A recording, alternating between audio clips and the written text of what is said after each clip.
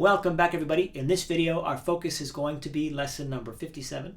And in lesson number 57, we are going to continue to be learning about musical phrases, identifying the phrases, and learning how to play with phrasing.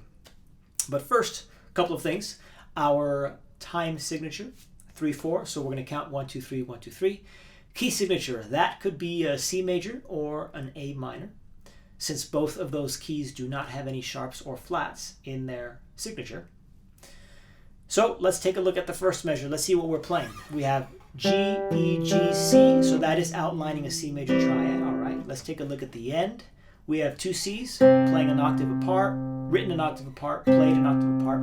So that's enough clues for us. We are clearly going to be in the key of C major. All right, on to the phrasing. Let's go ahead and identify where the phrases are. So we start with this, and then the next two measures.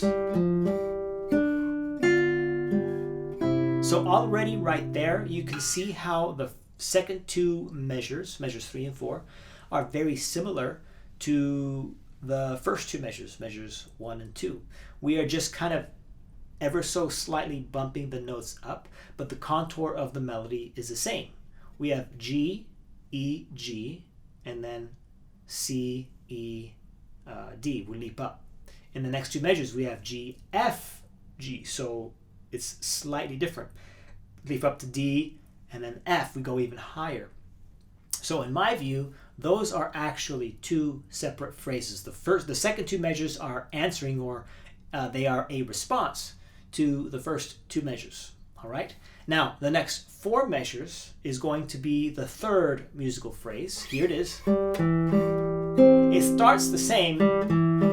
This is where it changes. The pattern continues. The rhythmic pattern continues. The rhythmic value of the notes are the same.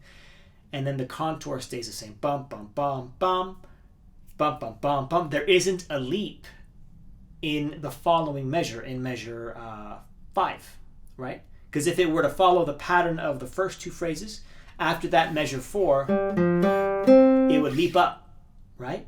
But it doesn't. Oops. Right? And then again,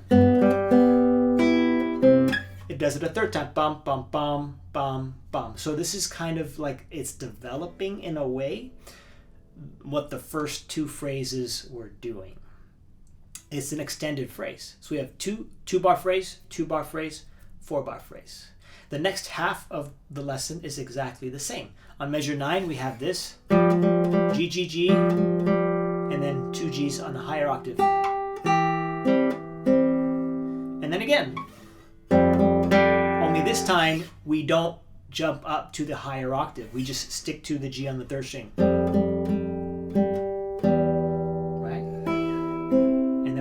By outlining the chord E and C, right?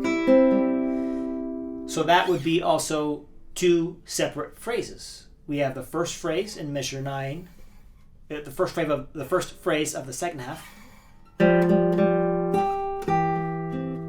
There's your phrase. Next phrase. Oops. I'm actually already starting to play it different, which is going to be my next point. Oops. Notice how the second phrase in this half, I played Ponticello, and I feel it's necessary. Not that I do Ponticello specifically, but that I play it differently than I played it in measure 9 and 10, because they're so similar. Just like in measures 1, 2, and 3, and 4, those two phrases, measure 11 and 12 is answering measure 9. They're so similar, though. I mean, you're literally just playing G's in the melody for 4 bars. G, G, G, G. It's just G's all over the place. So it makes sense to do something different the second time. You don't have to do Ponticello. You can simply play 11 and 12 louder, or you can play it quieter, or you could play measure 9 Ponticello, and then measure 9 and 10 Ponticello, and then measures 11 and 12 Tosto. But there needs to be some sort of contrast there. I feel that's really important. And then the last four phrases, the last four measures is the final phrase, which is actually the same thing as the third phrase in the first half. I think it's note for note the same thing. So we have 6 phrases. I had to do my math there for a second. We have 6 phrases there. Remember to breathe in between each. Remember to breathe in between each one. But I wanted to comment on the previous video. I kind of used some words that I think were inappropriate. I had said you needed to halt in between each phrase or stop, one of the two. You don't necessarily stop. If you think of the tempo as a pulse, as you finish a phrase, the pulse slows down, and then as you begin the next one, it comes back up. It's like this little lull, but you're not stopping to take your breath. The breath should be in between where you're slowing down and speeding up. The pulse is consistent. The tempo changes, but it's always there. You don't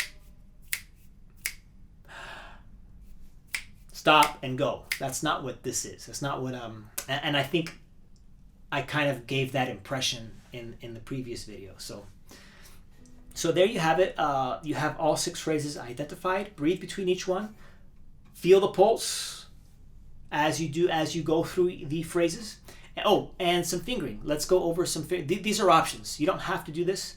The fingering is okay in the music, but there are some things that you could do differently. So I'm looking at measure 1, 2, 3, 4, 5, 6, 6 and 7. The last note of measure 6, you play D with your middle finger. The first note of measure 7, you play B with your middle finger.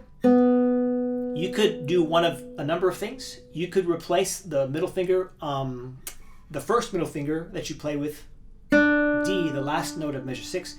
You could replace that with your ring finger, and then from there you would follow the rest of the pattern, M, I, M, A, M. Or you can play the pattern correctly as written in measure 6, I, P, I, M, and then in measure 7 you can play thumb and ring, P and A, and then from there, I, M, A. Some options. You can obviously just play it as written, but I just wanted to follow my preference, which is to make sure that you're alternating fingers, never doubling up the same finger twice. So I would do one of those 2 options as opposed to what is written. But obviously, if that feels most comfortable to you, that's fine. It's not going to be a detriment to the music. It's not going to force you to play incorrectly or in a way that sacrifices any sort of the music or the phrasing or the dynamics. So it's not a big deal. So there you have it. If you have any questions, just let me know. Post in the comment section or just send me a message, whatever, doesn't matter. And I'll see all of you in lesson 58. Welcome back. I forgot to play it for you, so I thought I'd play it once, give you an example of what it would sound like with the proper phrasing. So here we go.